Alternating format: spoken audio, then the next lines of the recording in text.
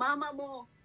Guys, wala yun sa script. Wala yun sa script. Wala rin yung sa script. Ay, iba. Ang galing.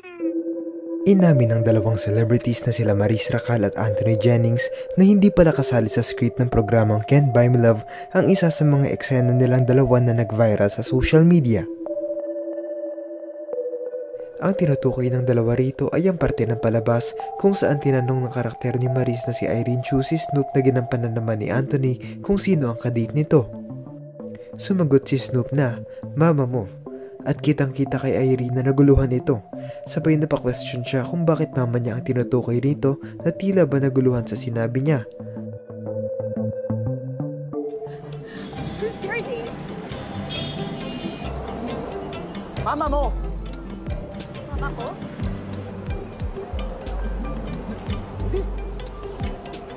Oo, mama mo. Pag-amin nila sa podcast ng dalawang direktor na sila Antoinette Hadaune at JP Habak, wala sa script ang sinabing ito ni Anthony, kaya tila ba na on the spot siya sa kung paano magre-react sa binitawang linya na ito ng aktor. Pero kitang-kita naman na kahit pa naging biglaan, talagang lumabas ang husay ni Maris sa pag-arte na alam pa rin ang gagawin kahit pa na sa ganitong mga klaseng sitwasyon. Who's your date? Sabi niya, Mama mo. Guys, wala yun sa script. Wala yun sa script. Wala rin yung sa script. Mama mo. Guys, wala yun sa script. Wala yun sa script. Wala rin yung sa script. Ay, iba. Ang galing. Tapos biglang, natake na back ako kasi parang, wait lang, gets ko yung mama mo eh. Tapos natawa ka dapat ako. Tapos wait, si Aileen ako. Sabi ko, what's mama mo? Siya nakarebatid. Sabi ko sa mama ko? Sabi niya, oo, mama mo. Ganda. Parang birthday mo. Kaya nga. Birthday ko.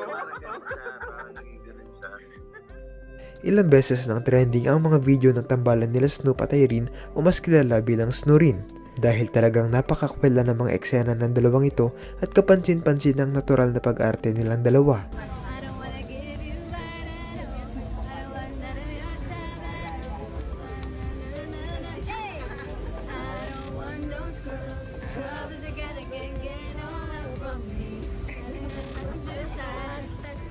Ano ang masasabi nyo rito?